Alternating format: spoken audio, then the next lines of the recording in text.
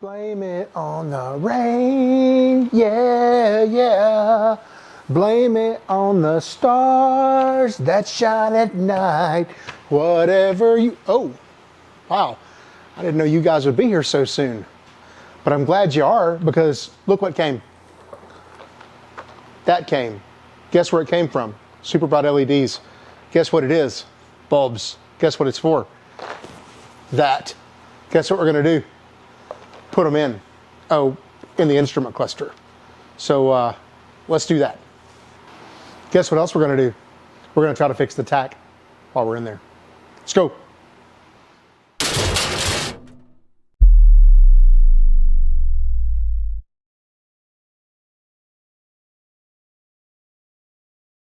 This, ladies and gentlemen, is our 1987 Shelby GHLS Charger. I can't say GLHS. GLHS Charger. I'll link up here to the video series somewhere up here. YouTube's got some voodoo you can do and it'll happen and go somewhere up there. So I'm going to do that. We bought it running and driving. In fact, we drove it home. Well, we didn't, I did. And it drove great. But a few days later, I drove it down the road, got on it, popped the head gasket. That whole backstory you can catch up with on that link I put up there. I probably put up there earlier. So the car has a lot of miles. It has just got 113,000 miles on it, or 113,000? 114,000. It has 130. I don't know how many miles it has. Maybe I should just look. It has 116,360 miles, give or take. So that's how many miles it actually has. So later on, if I say 113, 14, 15, 16, I don't commit stuff like this to memory, I guess. But anyway, being daily driven, having that many miles on it, it has its share of problems, has its share of little things, just little annoying braking things that need to be fixed and need to be attended to. And what I've done is I've gone through and I've made myself in my mind this prioritized list of things that should be done, and I'm prioritizing from most needing to be done to least needing to be done. And light bulbs are like down toward the bottom, but it's raining outside, it's cold as can be, it's Friday afternoon, just got home from work. What better way to kill a cool Friday afternoon than to swap some dash bulbs in? Also, my tachometer, it's like down here doing this to the gas gauge. So that's got to be fixed too. Hopefully it's something that we can fix easily. I've had the dashboard out of one of these things before. From what I recall, it was kind of a pain to wiggle it out of there. But if I'm not mistaken, I was able to wiggle it out without having to drop the steering column. I don't remember. Guess we're all going to find that out together. Speaking of that, let's go find that out together right now. Screws. One there.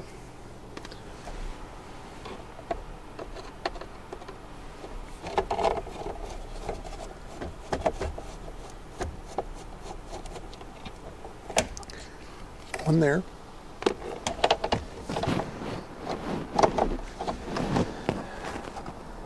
This right here should unscrew the trip meter reset thing. Should unscrew for us. And this guy here should slide out. All right. So far, so good. Screw here in the corner. Screw up here. And screw in each of these corners. All these screws are just rusty, rusty, rusty. I'm sure it's because it's been sitting somewhere and all the temperature changes and stuff. Moisture probably accumulates. Okay, so I know that the speedometer cable disconnects in the back by squeezing and pulling it out. That I remember. But as with everything else on these, nothing really is accessible. Somebody's been here before. This is broke. These tabs are broken. Let's see if I can get back there with my little hand, my big hand. Oh, I just got it. Easy. All right. And we've got a plug there that's really loose and a plug here. Yeah, just unplugs. There we go. All right. So that's off. Question is, will it come through or not? I definitely don't want to break anything. Everything's plastique and marvelous.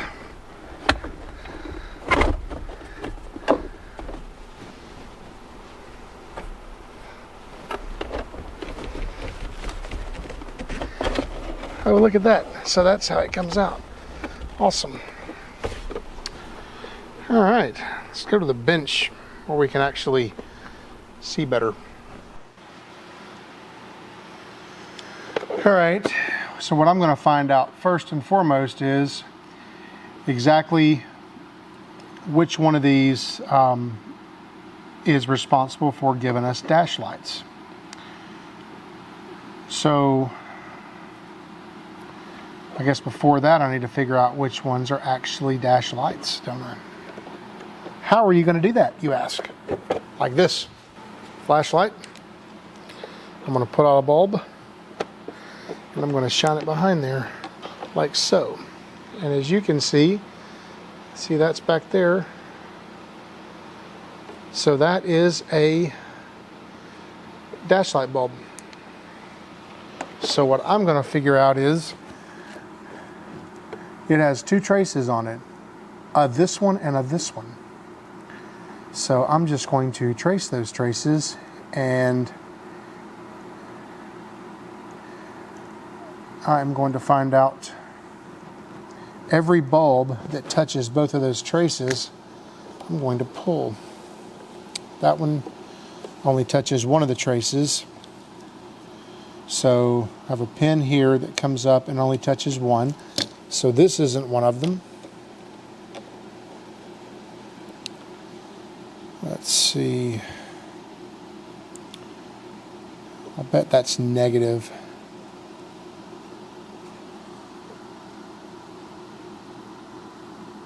Okay, I have my theory now. I believe that this one may be the dash light power. Let's see. So if I have 12 volts here and I run it out, I get 12 volts on one side of this bulb, runs around this side of this bulb, this side of this bulb, gets thin here, this side of this bulb, this side of this bulb, this side of this bulb, and around to this side of this bulb. All right, so that takes care of that. So that's either the ground or the positive. Let's trace the other side and see where it goes, shall we? So this one comes around and goes, okay, so it goes to this second pin here. So the first pin is either power or ground, and the second pin is either power or ground. So now what we're going to do is we're going to get our multimeter in the car, and we're going to make sure that we know what we're doing here. And the reason we care so much about this is because the LED bulbs are polarity sensitive, meaning if you flip them the wrong way in the socket, they simply won't work. So unlike incandescent or filament bulbs, which don't care which way you put them in, those do. So we have to make sure that we know which rail is positive and which rail is negative before we put them together. And then we're probably going to have to take the bulbs and figure out on them which way their pole is before we put them in. So I said it was the bottom two. That would be the orange and the black. I can tell you right off that when I see orange and black in American automobiles, orange is a pretty common dash light wire color. So I would imagine that the bottom one is positive and the top one is negative. But we're going to double check just because we like to double check things. That's just who we are.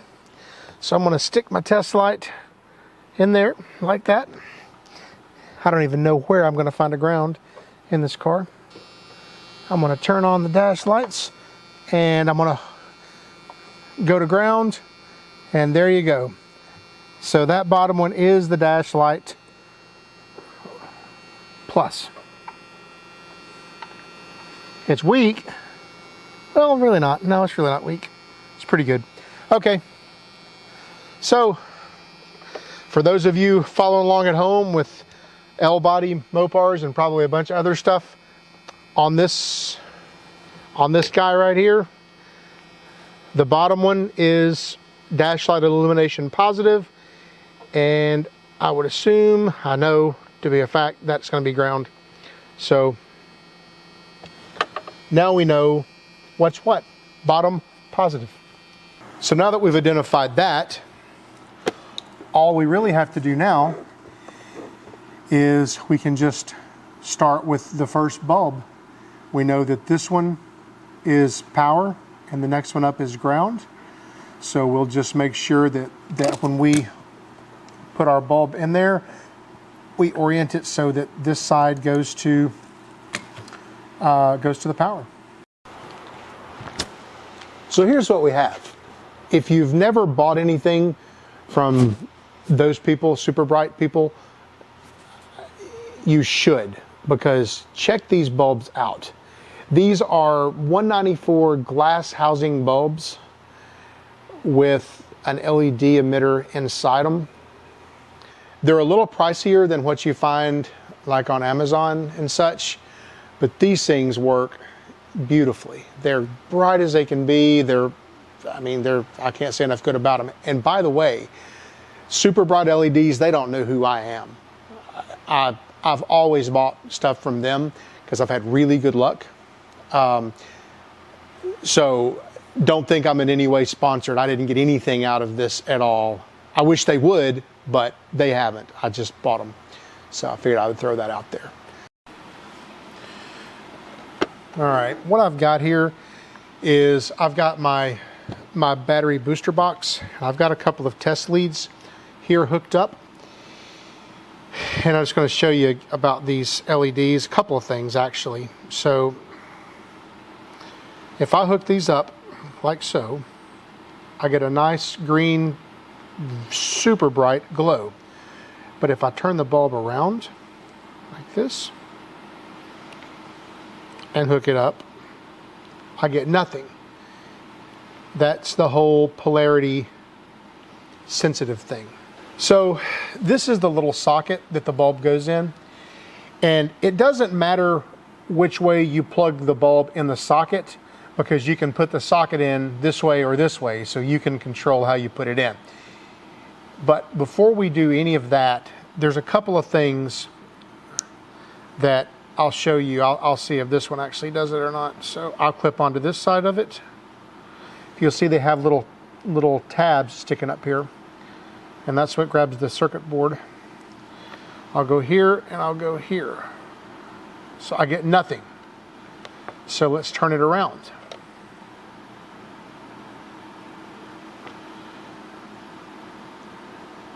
And I still get nothing. And the reason for that is because of this bulb socket. And this is a common thing. I see this all the time. So the bulb socket itself, the bulb just has these little teeny wires bent around it. And those teeny wires have to go down inside there and make contact down there. And two things happen over time. One, these little teeth get spread out and they're not springy anymore. And the second thing is they start getting a lot of corrosion on them. So what we have to do is we get a little piece of sandpaper like this. We roll it up really small and we'll stick it down in there, and we'll just kind of sand away at those contacts. And if you have some contact cleaner, obviously that doesn't hurt either. So I'll sand both of those, and then I'm going to come out here on the outside where these little tabs are, and I'm going to sand those down too, just to get back to some shiny metal. Then I'm going to take my screwdriver and I'm going to bend all of these tabs in here closer. They're kind of like this, and what I'm doing with my screwdriver is I'm pushing them closer together so that when the bulb goes in there, it makes better contact. Those little things there should result in a working light socket. So this time when I hook up my tester, my light, okay, so there we go. So we've got nice green bulb going on there. Now, here's the thing to remember about that. I had the positive hooked up to this side. So I'm just gonna keep my finger there so I remember how to orient the positive side.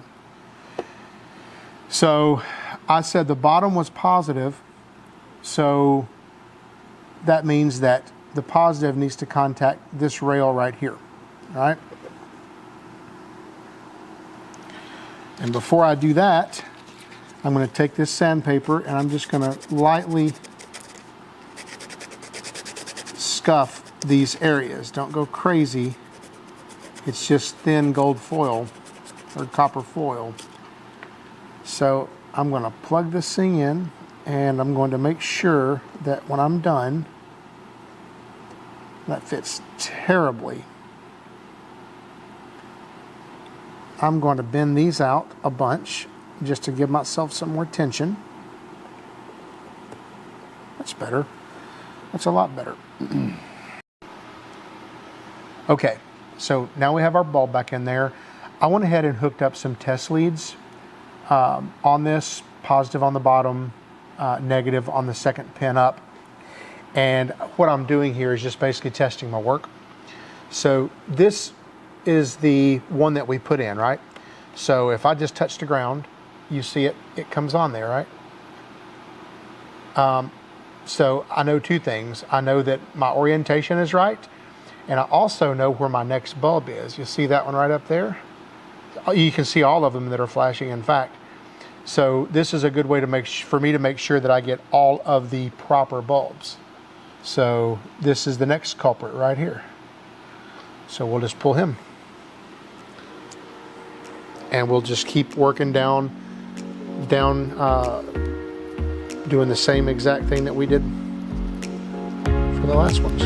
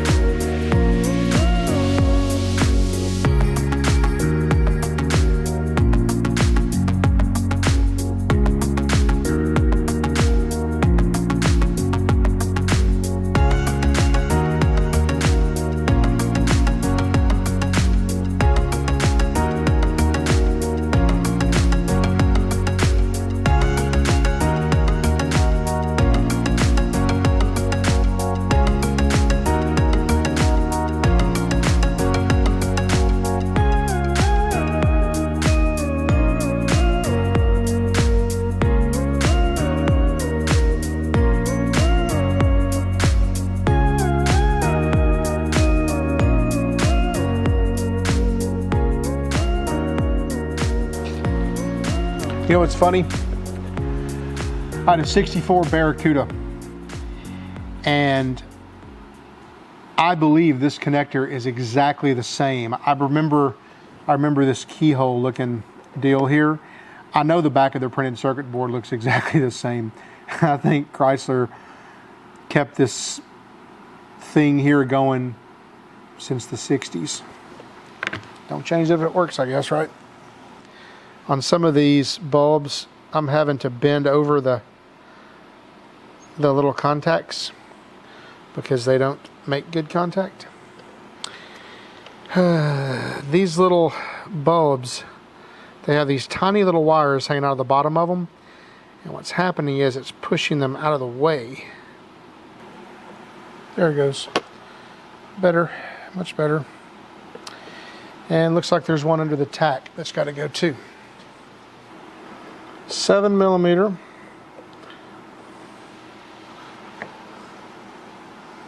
See, that's a whole lot of crusty. We got to deal with this Tach while we have it apart too.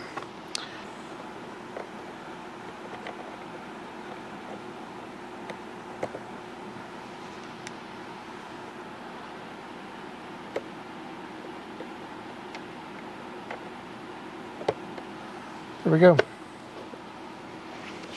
That is some serious lights right there. So, check out what we have done here. Can you see the difference in that? I know I can. That's taken apart, or that's fixed. The other thing I plan to do while I have it apart is I'm just going to take sandpaper. I'm just going to clean up all these terminals on both sides just to make sure that we have as good of conduction as we possibly can. You also got to be real careful with these pins because they're not in by much. You can rip them right out of that board pretty easy.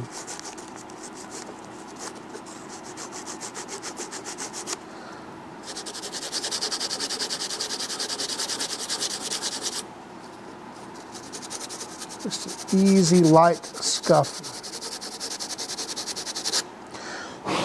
All right. So, next order of business.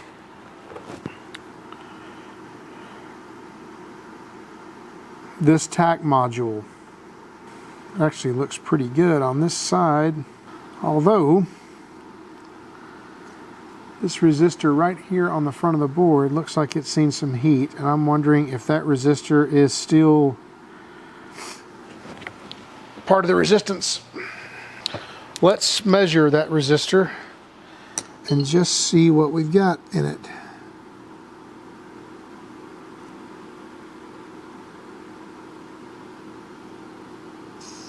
$3.35K, 2.2K, 1.9K. Let's see. Well, this thing, diode. Let's check this diode. Diode is good. What I'm going to do is I'm going to clean up this board as best I can, and I'm going to spend some time really looking at it, at these solder joints, to see what I see. I will likely end up reflowing. Oh. Hey, there's a broken solder joint right there. I'll be darned. Did I really just find a broken solder joint? Boy, I sure did. I sure did. Hey, check that out. Oh, of course my light's dead now. Check this out. I'm sure you're not going to be able to see this, but on this guy right here, there's the tiniest little ring around it.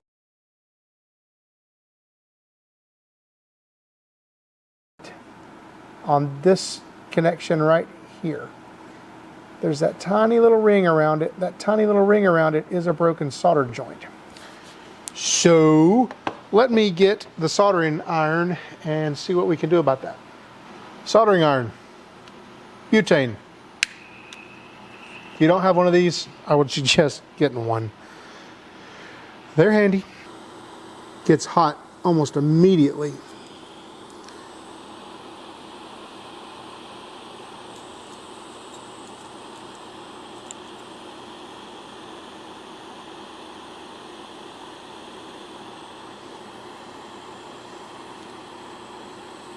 Yeah, that thing's definitely broke. Wow, that's...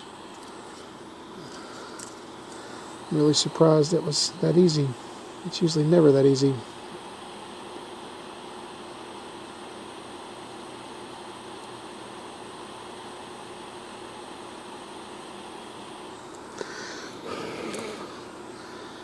Alright, that is reflowed. I think what I'm going to do is just go ahead and reflow the other ones while I'm sitting here. Got my gun out. Can't possibly hurt, right?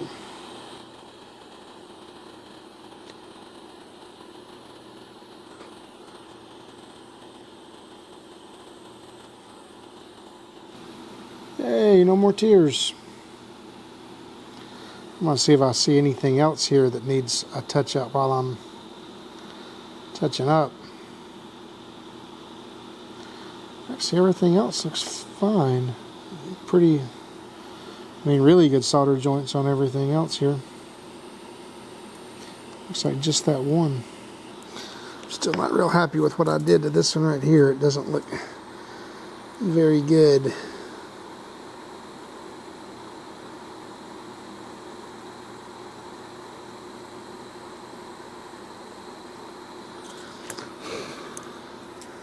That does, though. I believe that at least has some chance of fixing this thing. This soldering iron, I'll go ahead and leave a link down in the description on Amazon for this. I'm telling you, I haven't plugged in my soldering iron since I bought this. Know why I bought it? Saw another YouTuber with it, liked it. All right, man, what if we just did this little thing right here and it fixed all this stuff? How cool would that possibly be, right? All right, we are plugged back in. Let me get our super dirty screw. Pop that back in there.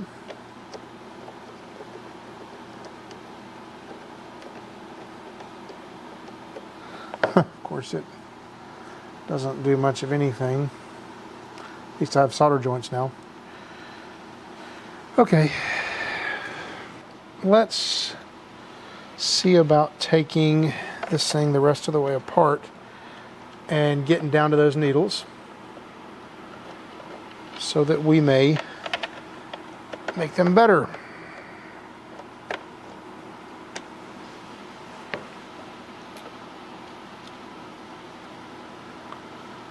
Ta-da!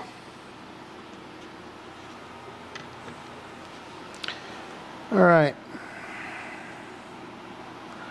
Well, this is where we are, and I gotta be honest with you, that's dirty. There's the super awesome GLHS only sticker that they've put on the bottom of the speedometer that takes you from 85 all the way back up to, well, 135. If you're going 5 miles an hour, that's 135. So one of the cool quirks that that Shelby did to these cars. Pretty cool. I like it. Alrighty. Next phase of the game.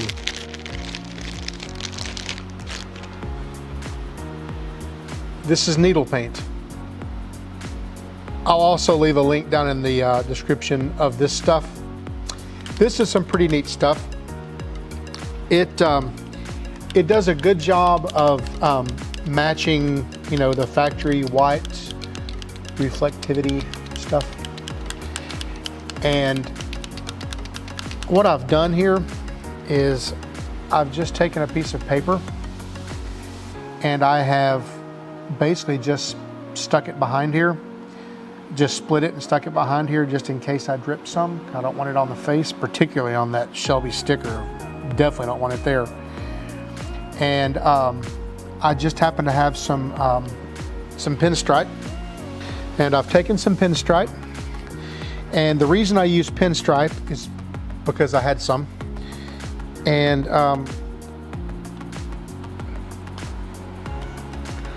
the idea is to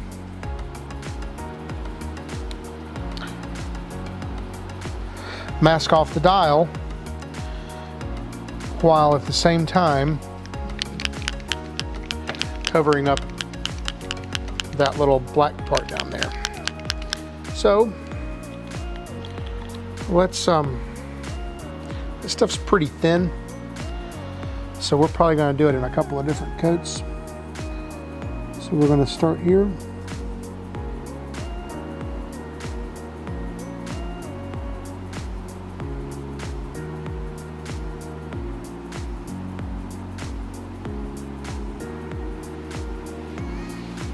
Since it's thin, it kind of flows out pretty decent.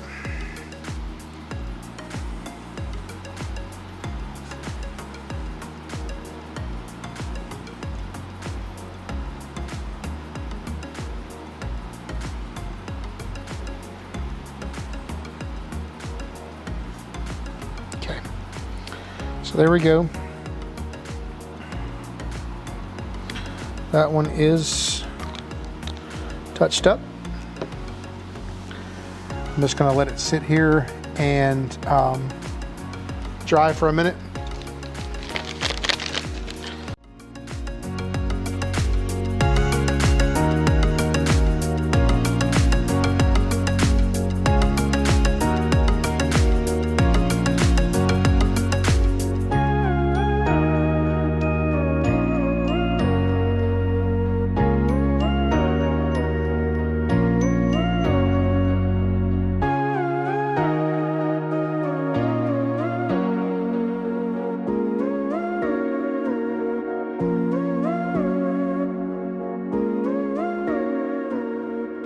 All right, I'm gonna do the rest of these. I'll bring you back when it's done.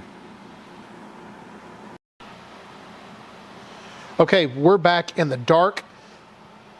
I'll have the instrument cluster put back together and the needles painted. Check this out.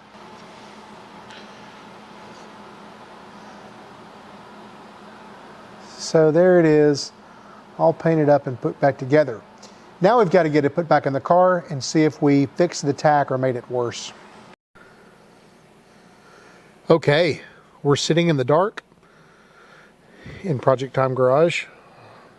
Let's turn the lights on. That's so much better. Have a look at that. Everything is so much cleaner, so much more crisp, so much easier to read. If you contrast that against the factory radio, I mean, you can barely read anything on that.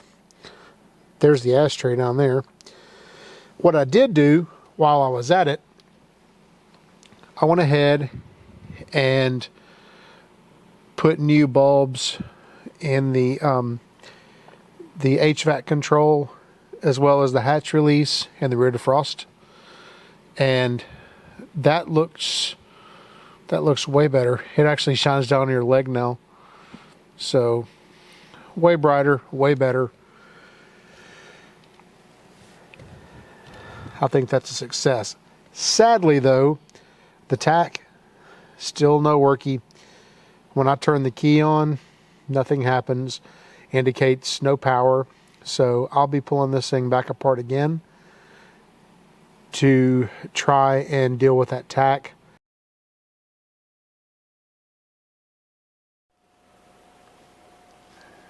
All right, back on this non-working tach. So you see how this tach just kind of falls around? It's bad, and it's not anything with the movement back here, or it's not anything with the circuitry back here. It's actually the tach itself. it should be able to at least hold itself in place. So to test that theory, here's what I've done. I've taken another Tach, a known working Tach, out of a parts cluster, and I swapped it, or I plugged the test cluster in, and the Tach works beautifully. So what I did was I took this module off here that runs the Tach and the fuel gauge, put it on my parts cluster, and it still worked. Then what I did was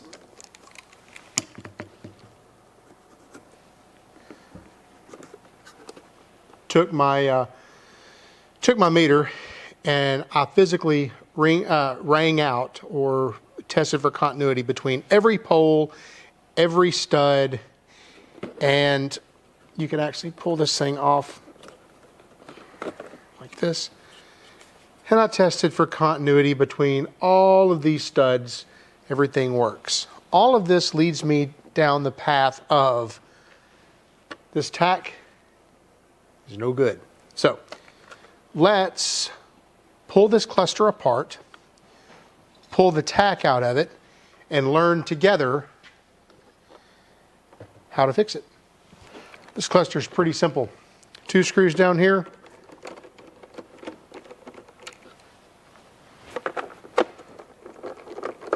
Pretty simple, famous last words. So after you have those 2 off, you can pretty much just lift the bezel out of it. The Tach itself is held on with 3 screws, 1, 2, 3. So we'll pull that.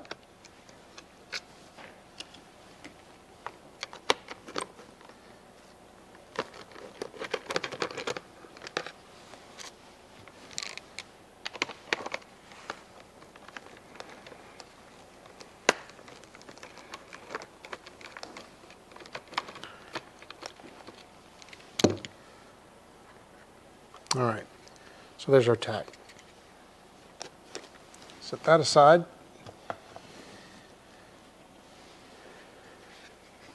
So yeah, there's our problem.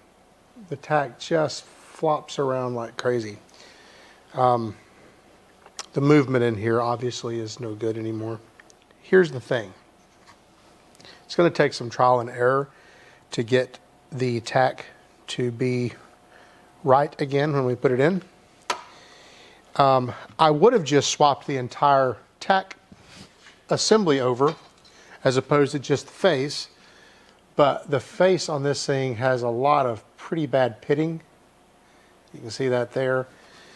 It has nicer orange on it, but the rest of it is just really bad. You know, you might be able to polish that back up some, but I have a feeling that you would take off the white of these numbers before that happened. So we're going to learn today how to pop, or how to get these needles off of here. And this is how I'm doing it. I've done a few Chevrolet clusters, and this always seemed to work pretty well. So the thing that just popped off here, I think was just a counterweight. And I'll make sure that that counterweight gets super glued back on this gauge before I put it back together. For sure. Because it belongs there. I think that just helps it return down. For the gas gauge, what I'm going to do with this is I'm setting it right about half a tank as I work it off of here. And I'm working it very slowly, you know, kind of prying on both sides. And while it's still a little bit on there, like so, I can still move it back and forth. So I'm going to set it right on a half before I pull it off. Hopefully, not that it matters on this gauge because it's no good, but that's the procedure I followed on the other one.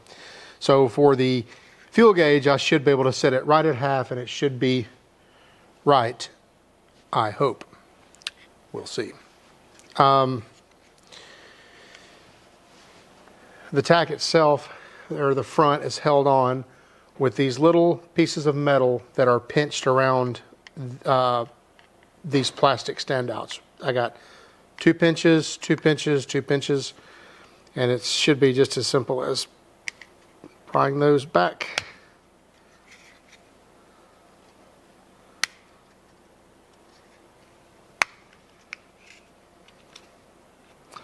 Without getting too crazy with it, like so. And we can pull off our gauge. I think I'm going to use this diffuser.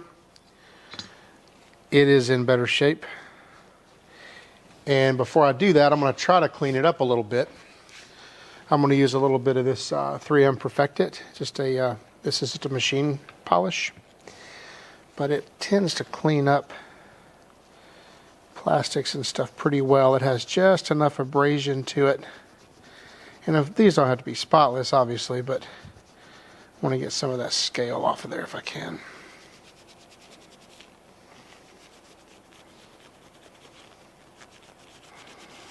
There, that's better. All right, so this was my working. So I'll set that on there. I'll set my good gauge over it, like so.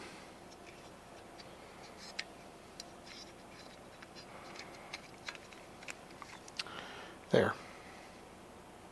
It's a matter now of pinching these back around here so that it doesn't fall off and it doesn't rattle.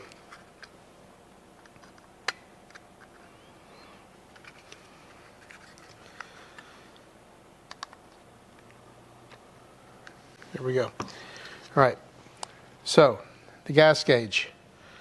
I said that on this one, I set it at a half a tank.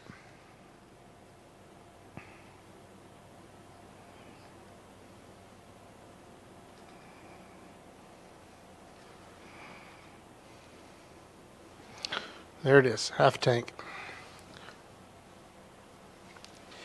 And for the Tach, I just don't know. I just don't know where it's got to be. I'm going to go ahead and glue this counterweight back on here. I think from the factory it may have been melted on there. That is just way too much. Holy cow, that's way too much. All right, and the Tach, I believe it was around 10 when I stuck it on there. But here's what we're going to do. I'm just going to lightly stick it on there, very lightly. And I'm going to put it back in the cluster. And when you turn the key on, the Tach goes to 0. So I'm going to put it back in the cluster, turn the key on, and get it lightly set to 0. Then I'll bring it back out here, push it down, and we'll put it all together for the final time. So I'm just going to set this thing right back in here for a second. I'm just going to put like 1 screw in it. It doesn't really make any difference. This is not our final answer. There. And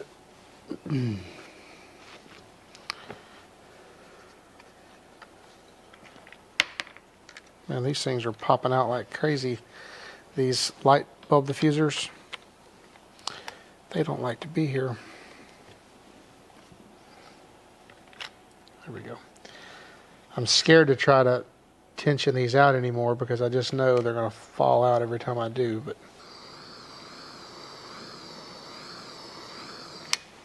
shouldn't take much to be able to move them.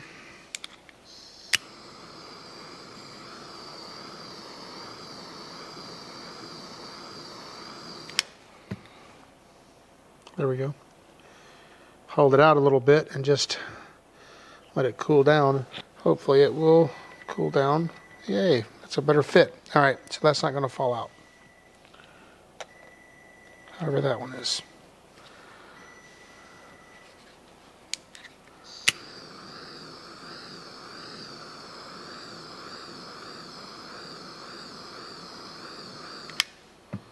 we go.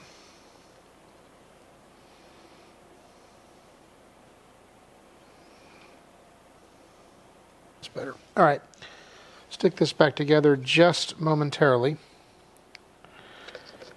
Long enough to get a test on it, or long enough to set that tack. That should be it.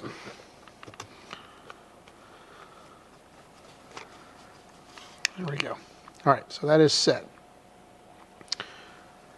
Now I'm just gonna go over to the car real quick, plug it in, turn the key on, and see what we've got. Everything's going back in for just for a quick test.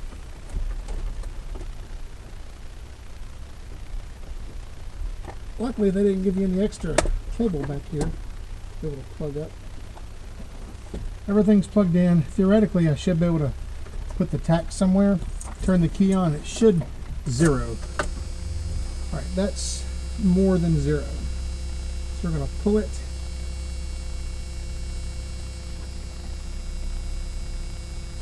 And we're gonna set it at 0. Let's try it again.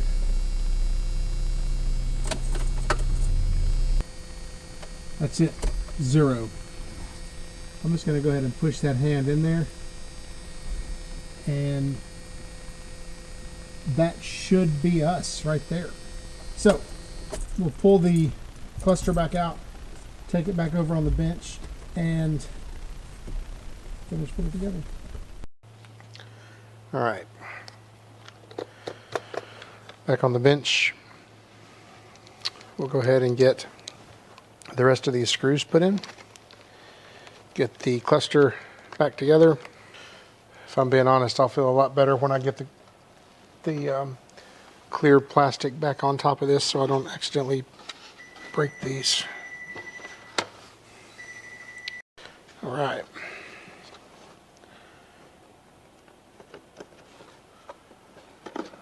Clip there.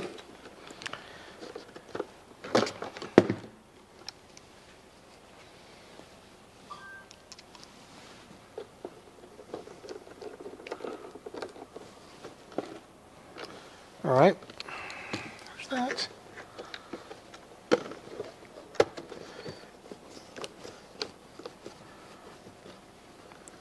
Go ahead and pull this back off and make sure that everything here is seated, happy.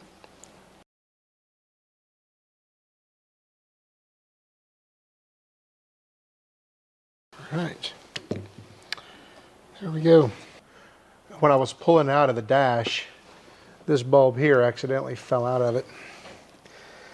So, being that they're LEDs, I wonder if it's in there right or upside down. I guess the only way to really find that out is to break out the jumper box. Jumper box is here. I believe that we established earlier in the video that the second pin was ground and that the first pin is power. Is that right? Let's see. Look it up.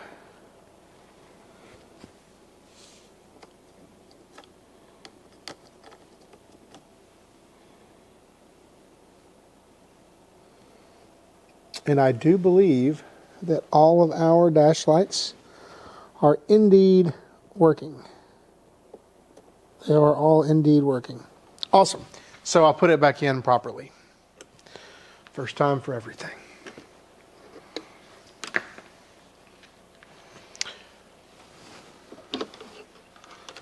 Nothing doing now but to put it back in the car. All right, let's give it a try. See what we've got here. We have really good dash lights.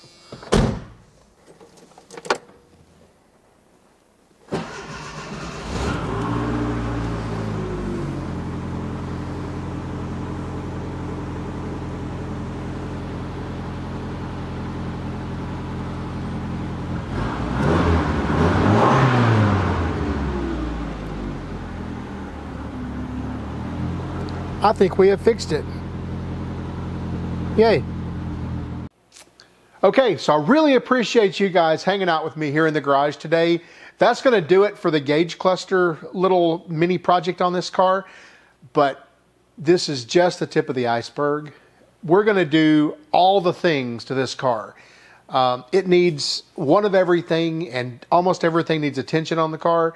So there's going to be quite a bit in terms of videos on this car. It's going to be a pretty lengthy series. Of course, I'll smatter other things in there, sprinkle some other stuff in there for you along the way. The Spree project is now finished up. We're still in the middle of Project Freedom. A couple of other projects are going to be out here that you guys haven't seen yet.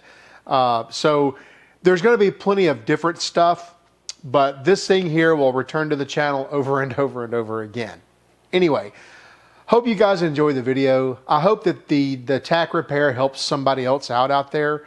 I know these cars have a lot of problems with the Tach, and most of the time it's solder joints, but not in my case. Of course, that's a theme for me. It's never in my case, right? It's always something else.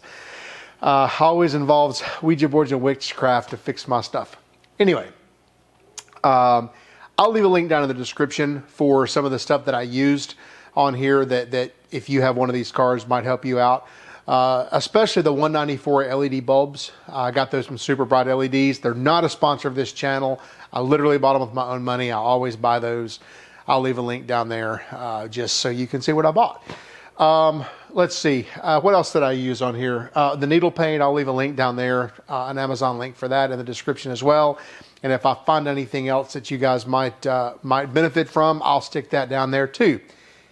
Anyway, if you've got anything to say, got any questions, any comments or whatever, please leave them down below. I always love to hear comments from you guys. I read everything and I respond to everything.